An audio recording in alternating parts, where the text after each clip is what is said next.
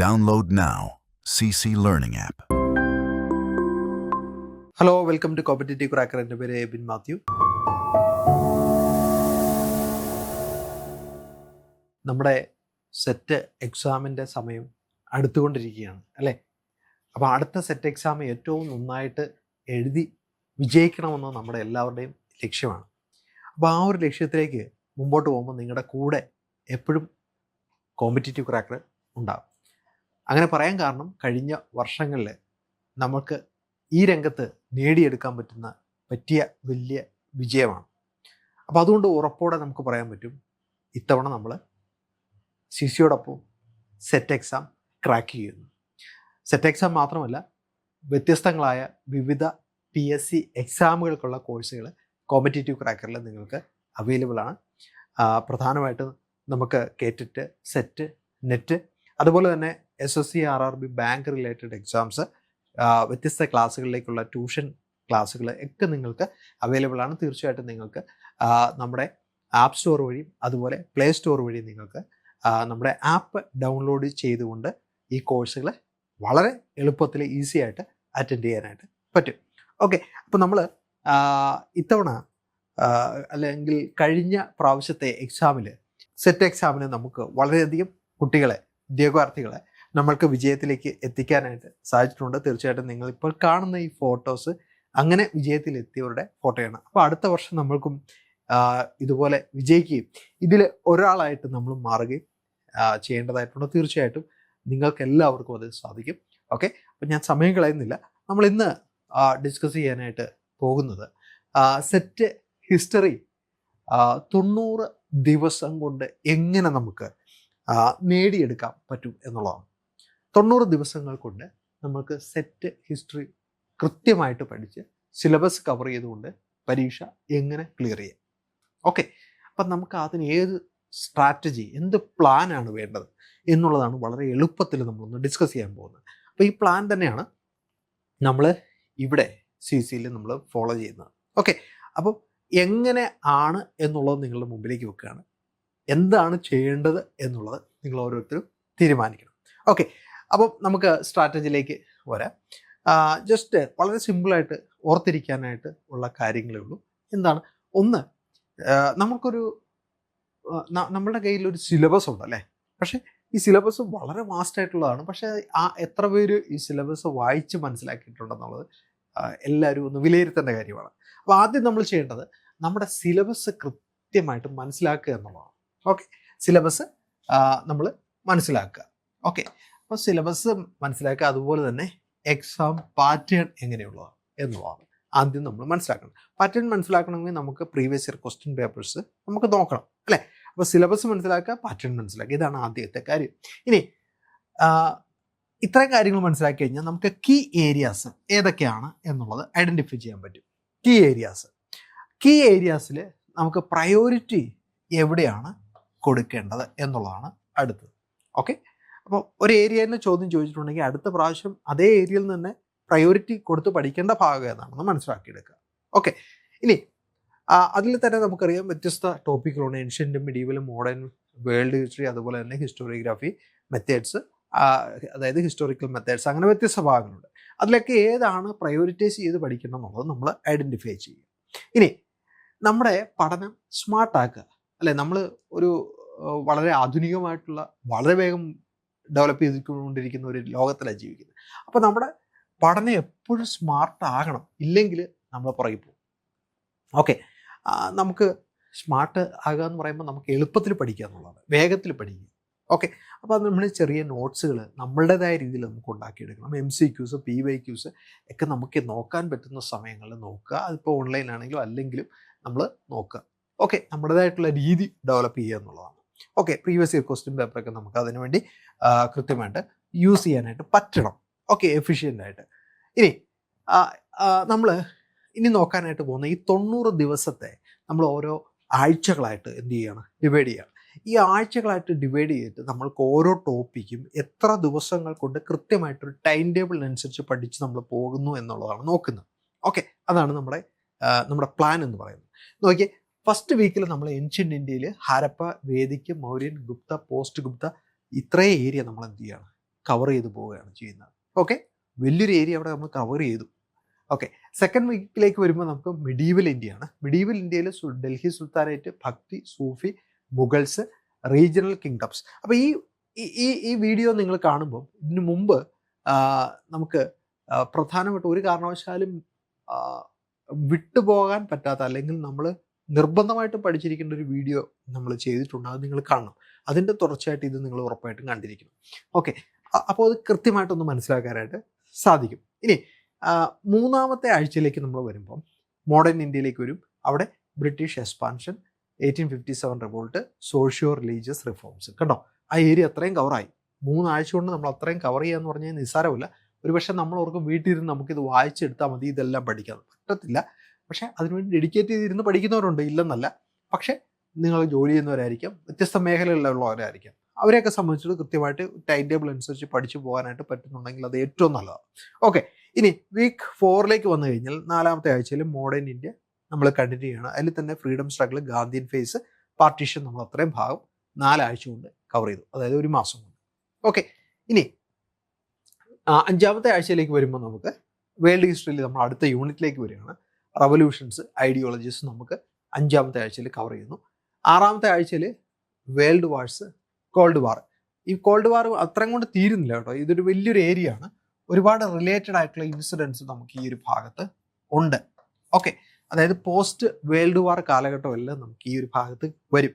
Okay, ഇനി 7ാമത്തെ ആഴ്ചയിൽ വരുമ്പോഴത്തേക്കും ഹിസ്റ്റോറിയോഗ്രാഫി അടുത്തൊരു പ്രധാനപ്പെട്ട മേഖലയിലേക്കാണ് നമ്മൾ വരുന്നത്. ഹിസ്റ്റോറിയോഗ്രാഫി, വെസ്റ്റേൺ ഇന്ത്യൻ ട്രഡീഷൻസ് നമ്മൾ 7ാമത്തെ ആഴ്ചയിൽ പഠിക്കുന്നു. 8ാമത്തെ ആഴ്ചയിലേക്ക് വരുമ്പോൾ റിസർച്ച് മെത്തഡോളജി വരും. ഓക്കെ, അടുത്ത ഈ 2 ഭാഗങ്ങളും വളരെ വളരെ കൃത്യമായിട്ട് പഠിച്ചു പോകേണ്ട കാര്യമാണ്. കാരണം അത് കുട്ടികൾക്ക് പഠിക്കാനായിട്ട് ഇച്ചിരി പാട് വരുന്നൊരു ഭാഗമാണ്.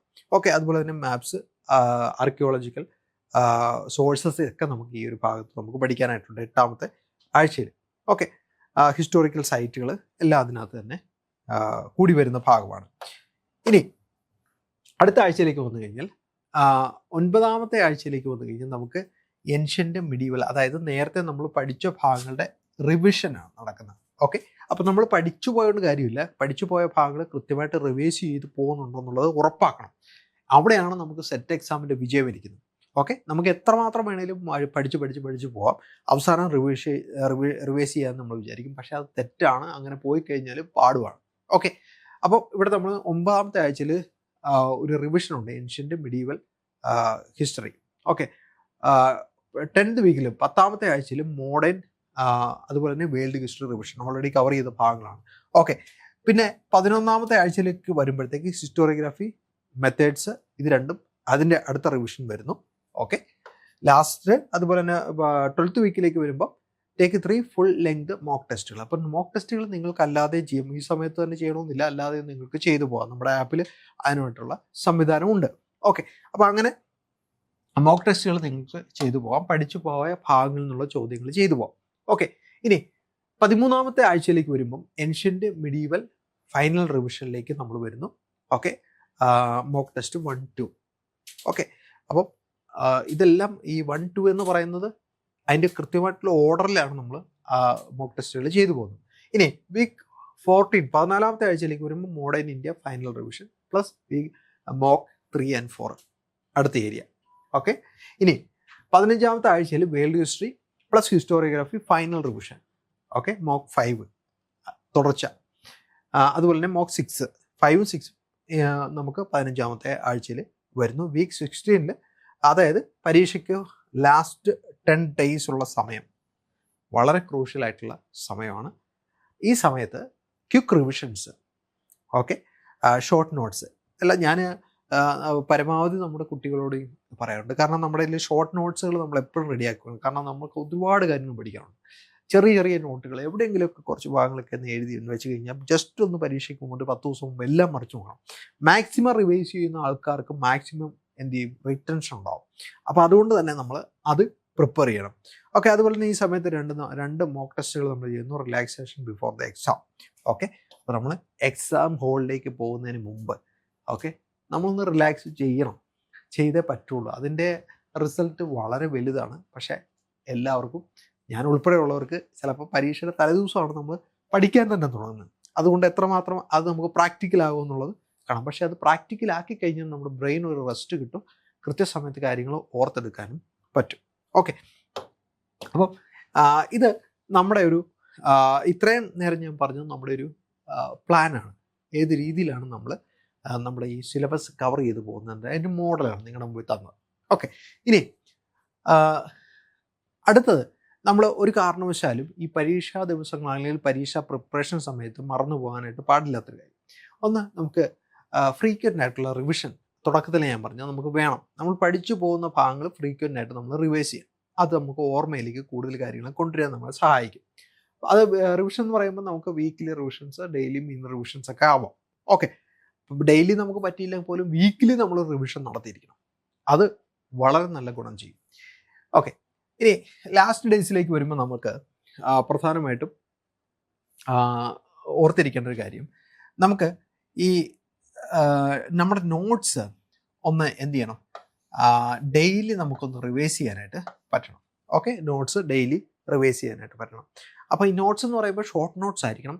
അല്ലാതെ ആദ്യം മുതലുള്ള ഭാഗം നമ്മൾ അവസാനം വരെ ഇന്ന് നമുക്ക് ഈ ഒരു യൂണിറ്റിൽ അല്ലെങ്കിൽ ഈ ഒരു യൂണിറ്റിൽ ഈ ഒരു ഒറ്റ മൊഡ്യൂൾ മാത്രം പഠിക്കാൻ രാവിലെ മുതൽ വൈകിട്ട് വരെ നമ്മൾ ആ മൊഡ്യൂളുമായിട്ടിരുന്ന് കഴിഞ്ഞാൽ നമ്മൾ എങ്ങും എത്തത്തില്ല. ഓക്കെ, അപ്പോൾ ഷോർട്ട് നോട്ട്സ് ഉണ്ടെങ്കിൽ എന്ത് ചെയ്യണം, ഒരു യൂണിറ്റിലുള്ള 10 മൊഡ്യൂൾ നമ്മൾ ആ ഒരു 5 മണിക്കൂർ കൊണ്ട് നമ്മൾ എന്ത് ചെയ്യുന്നുണ്ട്, കവർ ചെയ്ത് പോകും. ഓക്കെ, അവിടെയാണ് ഷോർട്ട് നോട്ട്സിൻ്റെ ആവശ്യകത. അപ്പോൾ അത് ലാസ്റ്റ് ഡേയ്സിൽ നമ്മൾ ഫോളോ ചെയ്യണം. ഇനി അതിൻ്റെയോടൊപ്പം തന്നെ നമുക്ക് PYQs ചെയ്യാനായിട്ട് പറ്റണം ആ ലാസ്റ്റ് 10 ദിവസം. അപ്പോൾ അത് ഇതിനകത്ത് നമുക്ക് പാറ്റേൺസ് വീണ്ടും ഒന്നുകൂടെ നമുക്ക് ഇതിപ്പോൾ ഇന്ന പാറ്റേൺ തന്നെയായിരിക്കും ഈ പ്രാവശ്യവും വരുന്നത്, അല്ലെങ്കിൽ അതിൽ നിന്ന് കുറേയധികം കാര്യങ്ങൾ നമുക്ക് മനസ്സിലാക്കിയെടുക്കാനായിട്ട് പറ്റും. Okay, attempt at least 8 to 10 full length MOOCs, അതായത് ഈ 10 ദിവസം കൊണ്ട് മുഴുവനാണ് കേട്ടോ, അല്ലാതെ ഒറ്റ ദിവസം കൊണ്ടല്ല.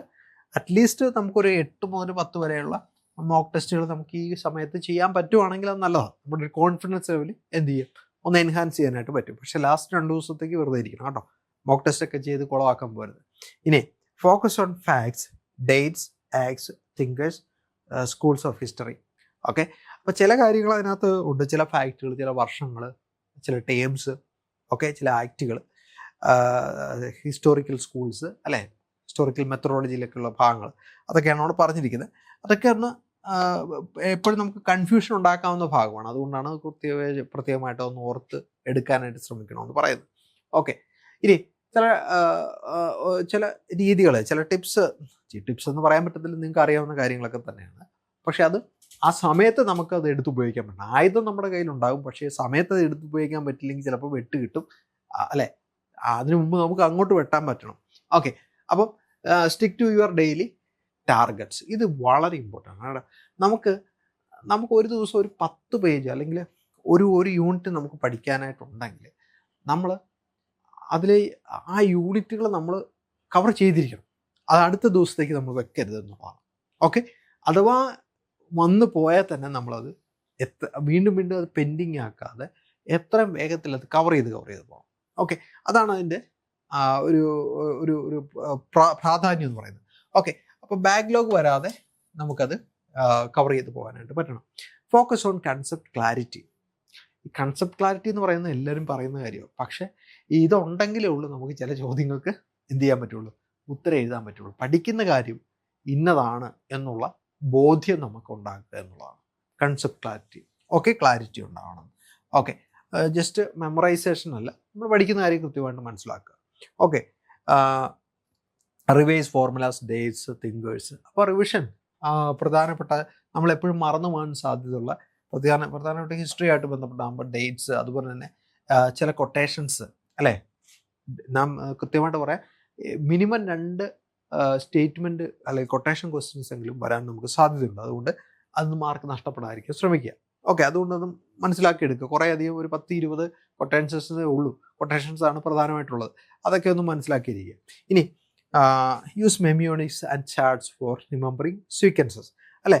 നമുക്കൊരു ചരിത്ര സംഭവങ്ങളായതുകൊണ്ട് തന്നെ നമുക്കൊരു സീക്വൻസ് ഉണ്ടെങ്കിൽ, അതിൻ്റെ ഒരു തുടർച്ചയായിട്ടുള്ള സീക്വൻസ് ഉണ്ടെങ്കിൽ നമുക്കത് ഓർമ്മയിലേക്ക് കൊണ്ടുവരാൻ പറ്റും. അപ്പോൾ നമ്മൾ പഠിക്കുമ്പോൾ തന്നെ ഈ ഒരു തുടർച്ച, ഒരു ചെയിൻ ഓഫ് ഇൻസിഡൻസ് എന്നുള്ള രീതിയിൽ പഠിച്ചെടുക്കാനായിട്ട്, സീക്വൻസ് ആയിട്ട് നമ്മളത് പഠിച്ചെടുക്കാനായിട്ട് ശ്രമിക്കുക. ഇനി practice at least 15 MCQs per day. അതായത് നമ്മളൊരു പഠനം നമ്മൾ തുടങ്ങി ഒരു എല്ലാ ദിവസവും അല്ലെങ്കിൽ എല്ലാ ആഴ്ചയുടെ അവസാനത്ത് നമുക്ക് മോക്ക് ടെസ്റ്റുകൾ ചെയ്യാം. ഓക്കെ, പക്ഷെ നമ്മൾ മിനിമം ഒരു 50 എണ്ണമെങ്കിലും നമ്മൾ ഒരു ദിവസത്തിൽ ഇത് ചെയ്യാൻ നോക്കുക. നമ്മൾ പഠിച്ച മേഖലയിൽ തന്നെയാണ്. അങ്ങനെയൊക്കെ നോക്കിക്കഴിഞ്ഞാൽ നമുക്ക് എന്ത് ചെയ്യാൻ പറ്റും, നമ്മുടെ കോൺഫിഡൻസ് നമ്മൾ ഉദ്ദേശിക്കുന്ന ലെവലിലായിരിക്കില്ല. നമുക്ക് നല്ല രീതിയിൽ കോൺഫിഡൻസോടുകൂടി എക്സാം അറ്റൻഡ് ചെയ്യാനായിട്ട് പറ്റും. ഈ MCQs ചെയ്യുന്നതിൻ്റെ ഒരു പ്രത്യേകത ഗുണം എന്നാന്ന് വെച്ച് കഴിഞ്ഞാൽ എല്ലാ ഭാഗങ്ങളും ഒരു പക്ഷേ നമുക്ക് നോട്ട്സിലോ അല്ലെങ്കിൽ നമ്മുടെ ക്ലാസ്സിലോ പറഞ്ഞു പോകത്തില്ല. പക്ഷെ ഒരു MCQ ചെയ്യുമ്പോഴത്തേക്കും ചില റയർ ഏരിയാസിലുള്ള ക്വസ്റ്റ്യൻസ് നമ്മൾ ആൻസർ ചെയ്യും. അപ്പോൾ അതിൽ ചില ഇൻഫർമേഷൻസ് നമുക്ക് കിട്ടും. അടുത്ത ചോദ്യം അല്ലെങ്കിൽ അടുത്ത എക്സാമിന് ആ ക്വസ്റ്റ്യൻ അതുമായിട്ട് റിലേറ്റ് ചെയ്ത് ക്വസ്റ്റ്യൻ വന്നു കഴിഞ്ഞാൽ നമുക്ക് അങ്ങനെ മാർക്ക് സ്കോർ ചെയ്യാനായിട്ട് പറ്റും. ഓക്കെ, അപ്പോൾ അതുകൊണ്ട് തന്നെ വളരെ പ്രധാനപ്പെട്ട കാര്യങ്ങളാണ് നമ്മളോട് ഡിസ്കസ് ചെയ്യുക. തീർച്ചയായിട്ടും അത് നിങ്ങൾ ഫോളോ ചെയ്യാനായിട്ട് ശ്രമിക്കുക. അപ്പോൾ ഞാൻ ലാസ്റ്റ് ഒരു കാര്യം കൂടി ഓർപ്പിക്കട്ടെ. നമുക്ക് 90 ദിവസങ്ങൾ കൊണ്ട് സെറ്റ് ഹിസ്റ്ററി എക്സാം ക്ലിയർ ചെയ്യാനായിട്ടുള്ള ഏറ്റവും നല്ലൊരു അവസരമാണ് നമ്മുടെ മുമ്പിൽ വന്നിരിക്കുന്ന. CC നിങ്ങളോടൊപ്പം തന്നെ ഉണ്ടാകും. തീർച്ചയായിട്ടും ഈ 90 ദിവസങ്ങൾ കൊണ്ട് നമ്മുടെ സിലബസ് നമ്മൾ കവർ ചെയ്ത് നമ്മൾ ഇവിടെ നമ്മുടെ വിജയത്തിലേക്കുള്ള യാത്ര ആരംഭിക്കുകയാണ്. തീർച്ചയായിട്ടും അതിൽ CC നിങ്ങളോടൊപ്പം ഉണ്ട്. തീർച്ചയായിട്ടും നിങ്ങളും ഉണ്ടാവണം. നമുക്ക് ഒരുമിച്ച് പഠിക്കാം, ഒരുമിച്ച് ജയിക്കാം. Okay, thank you.